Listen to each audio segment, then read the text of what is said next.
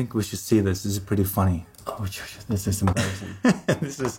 This is really embarrassing to us. All right, it's day number 24 out of 24. We made it.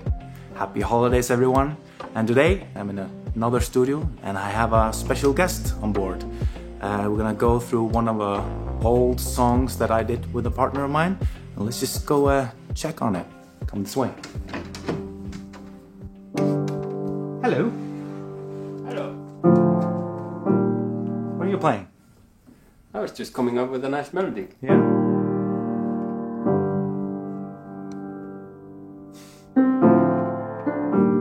Quick, we should make it into a song, yeah? And here we are. This is Olafur. My friend Olafur is here. Say hello. I'm in a YouTube video. Yes, you're a star now. Yay. Yeah. I am thrilled. This is great. Great start. Okay, this is day 24, so we'll have a special treat for you. This is our song called Looped. When is this song originally from, Ollie? So we did this song in 2012 originally. We posted it on SoundCloud. And I believe we took it down at some point and we kind of re-recorded it and remixed it for our debut album in 2014. So this is a blast from the past. Yes, so some of the practices we're doing in this session are probably not up to our standards, but that's also fun. Let's learn from our mistakes. Yes. It's a pretty simple project though, right? Yeah, it's not very many channels actually. It's a simple beat, it's a simple piano loop, and then just some kind of decorative things and a Juno melody and a bass. I think it's a good reminder that sometimes the most simple things work. Let's just start with the beat, I think.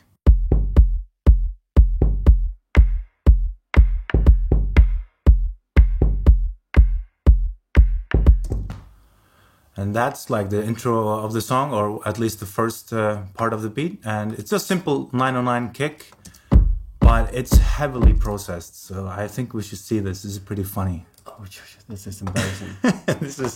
This is really embarrassing to us. This is us in 2012. But the kick when we found it was sounding really weird, but there was something we liked about it. It sounded like this. Oh, yeah. So we have kind of done an extreme EQ here in this old. This is the first version of Pro Q, everybody's favorite EQ. People in laptops won't hear this. There's like a rumble at like 20 hertz or something. That is just ridiculous. So we've taken this down in the most strange manner here. And a lot of 200s and a lot of everything. But after the EQ...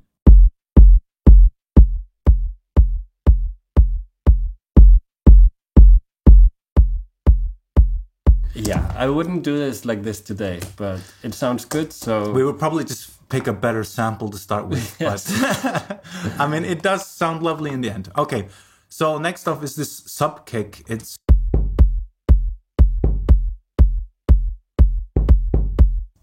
like a tom or something like that, right?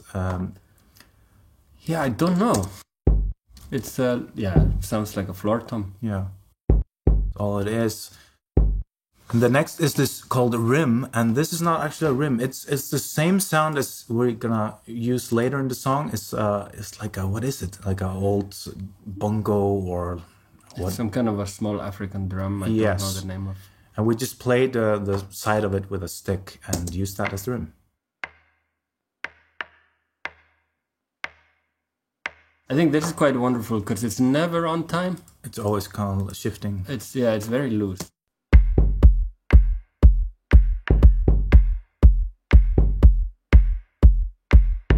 I mean, it is a long recording, so it's never hit the same way, and it sounds a little bit different. Okay, let's go on. We've got a little hi-hat here.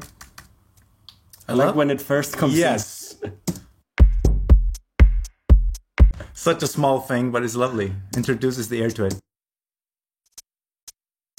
I like that. We should do that often. More often. Yeah, That's cool. I forgot about this.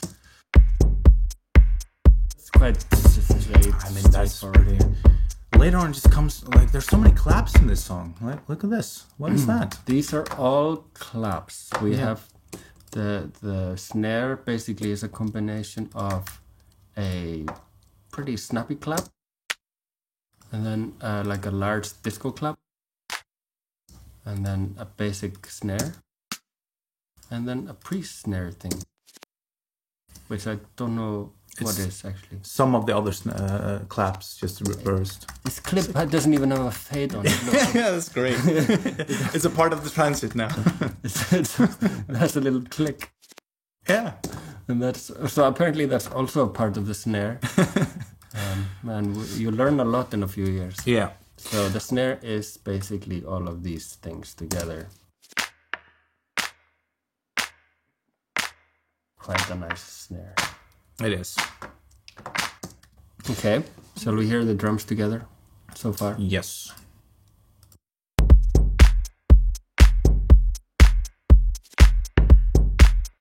So this is the ending of the song. This is like the climax of the song. And here, in the break, you start playing. I remember we had this African kind of drum, and we actually ruined it. Did you know that? Remember that? Yes. You played it so hard that you broke the skin of it. Yeah, this is rock and roll techno. Yeah.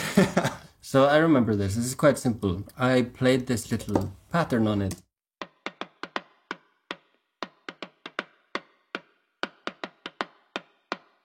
It starts layering up, but it's actually all the same recording. I just played like 4 bars, and then we duplicated the channel. We moved it by a bar, so we have 2. Duplicated it again, moved it by a bar, so we have 3. And the 4th time. So I mean, I still do this. we have 4 layers of this, but it's actually from 1 take. This is not a good sound, Janus. No, no. But in the song, it still works. It's so weird. Okay, let's check it out. I'm skeptical.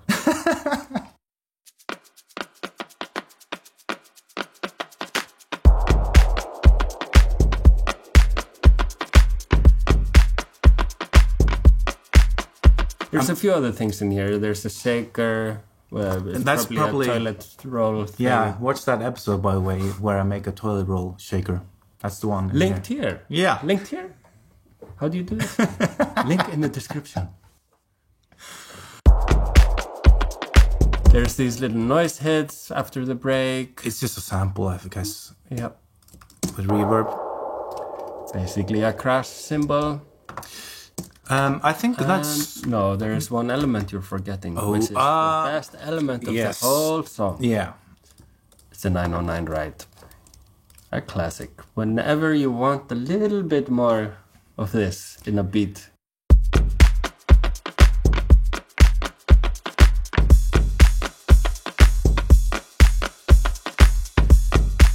It works so well. It's so good. Yeah, I know. It's just a 909 Ride. You always have to work with them a little bit. Is that the EQ for real? Wow. Yeah, that's not too bad. It just looks funny because it's on this old plugin. Pro Q there. Because you always have these tones in the 909s that were appropriate at the time, but with modern music. But it's amazing how there's still space for this. Like we had, we've done all the tricks, the snares, the shakers and everything. There's always room for one last 909 ride. Yeah, it's a frequency that is generally just not in the beats. Yeah. So you always have time to add that. I think we could talk about, just before we go to the pianos, we could talk about the record noise, because the song starts with this kind of cheesy vinyl record noise.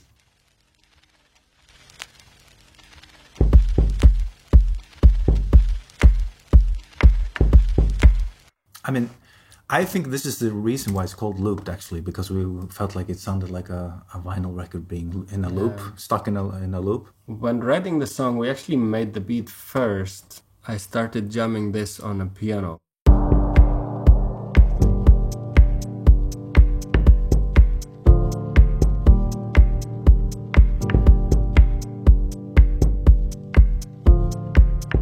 This is pretty interesting, because this is actually the first time we really used piano on a Kiasmo song. Mm-hmm. I remember it quite well, because we were really not sold on the idea to have piano in club music. There's another thing that happened in this song that became a Kiasmo's staple, so to speak, that the melodic loop or the chord progression is 3 bars. We almost never do 4-bar chord progression. Yeah. We work in 4/4, but We like to do like 1.5 bar very often, so the beat kind of shifts every other bar. Yeah. Or we like to do 3 bars or 6 bars. This one is 3, and it's on my old Grand, which is here in the background. See it?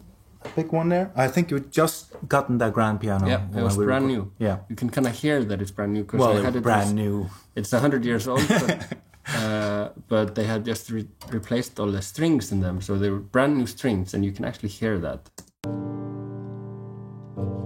There's this kind of high mid sound that is people who play guitar, they'll know this from brand new guitar strings. They sound a little bit too bright and kind of strange. The same happens with pianos when you restore them. It cuts through though. Yeah. We had a pair of Coles mics on it. We had a pair of KM84s on it. You can hear them both if people like. That's the Coles.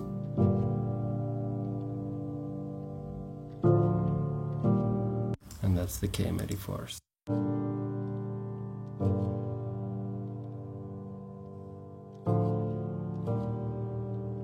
All the highs come from the KM84. Oh, the roominess room is also getting kind of through. The Coles are amazing though. They're very dark and that's where the body comes. a lot of meat there. Yep. There's the EMT 240, a plate reverb that I have that we also recorded this through. That's quite wonderful.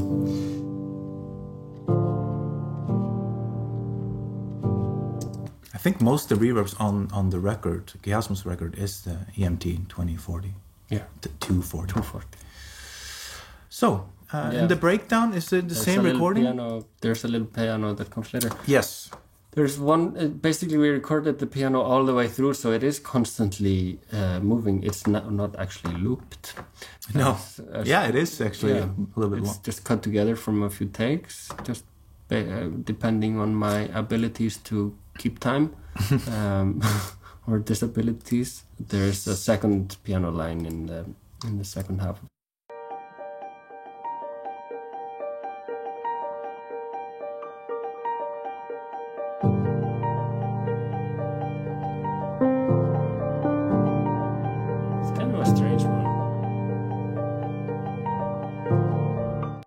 Let's look at some basses. Yes, Let's put the drums on. The fun stuff. Or not.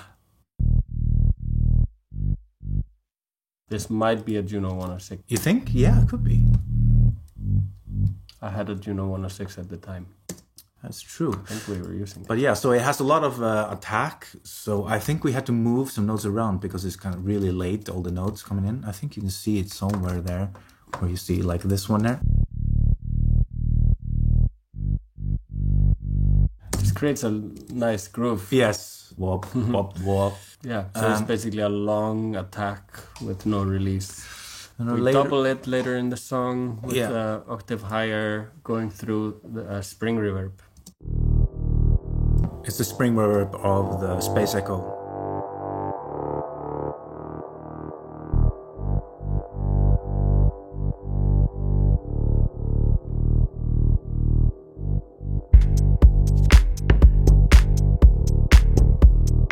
There's some filters on here as well. Yes, the Moog filter.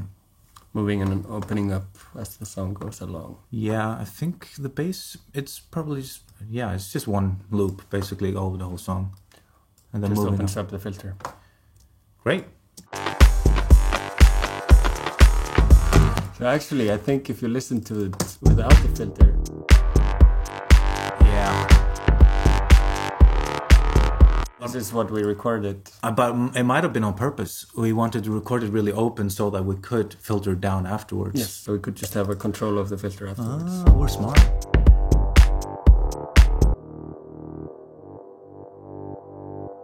So in the breakdown, it's only the high distorted bass there. That's kind of cool. It's kind of like a ghost of the bass throughout the whole breakdown.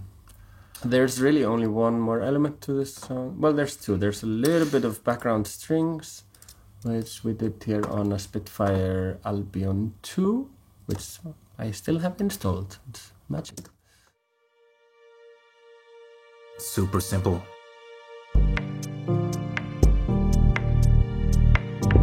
We never bothered to even record these. They're quite far in the background. It's just like a little textural layer. Yeah, you can see them there later in the song. They're just doing the same thing. Something extra note adding in the end.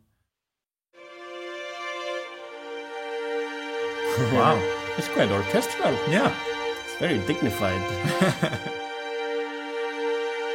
Very nice. There's one more element here. There's one more element, and that's kind of like I feel like it's the most important thing of the song, because it's kind of what after you've heard the piano a few times, nothing more happens there. But this element is kind of like you see, it's long recordings, and we're recording the Juno through the Space Echo and recording it with the feedback button. So we're actually doing long recordings while we're playing the feedback button, right?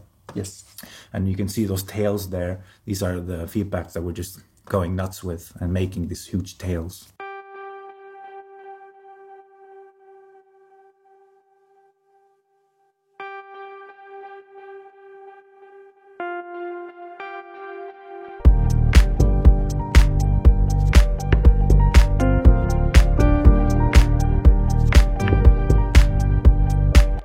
Maybe we just go to the breakdown so we can hear these lovely tails, because they are really amazing, actually. They have so much texture and dirt in them. And I think, aren't we EQing a lot of these frequencies up, like the kind of high end? Yeah, we're boosting some. We pushed some highs to get the kind of a grittiness from the Space Echo. Let's just hear it.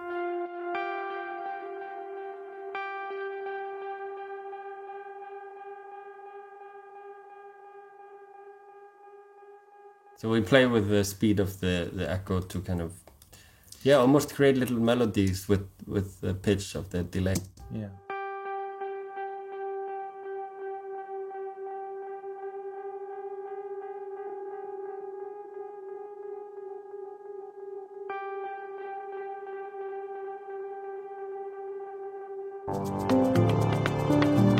So it's it's very musical to put a simple melody through kind of these analog echoes and tape machines, because you can actually play with the melodies more after you've created them. Also, you get some artifacts, as you heard. It did a dip there. Ooh. That's just an old tape artifact. Yeah, after there, it gets layered, right? It gets layered with octave higher.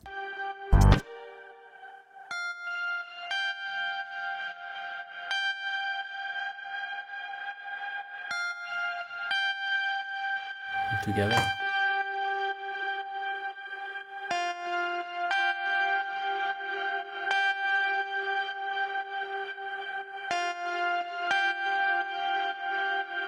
And there's one more layer for the final. Yes. It actually comes in at a similar time as the right.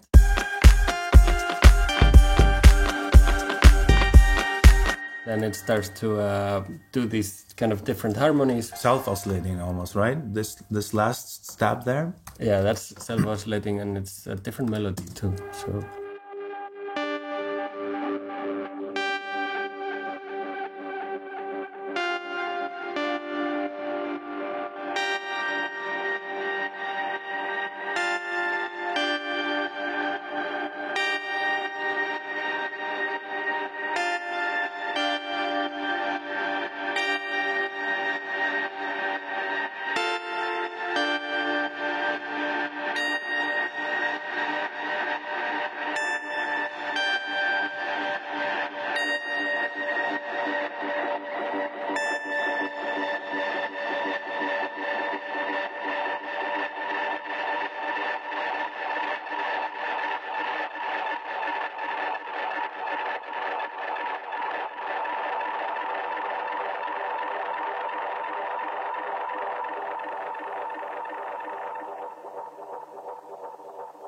It just keeps going. Yeah.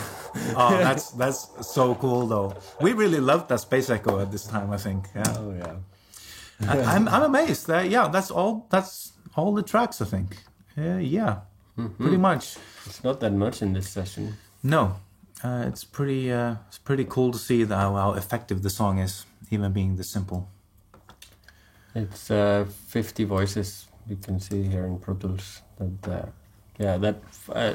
Relatively using 50 voices of a session is very small for me these days. Cool. Well, I think that concludes it, pretty much. Thank you all for watching. Yeah, it's nice to visit your channel, Janus. Yeah, I can proudly say I'm a YouTuber now. Yes, you can. You can. And yeah, you're welcome back anytime you want. And other than that, Happy holidays. Happy holidays. And toodle-hoo, of course. Oh, who am I kidding?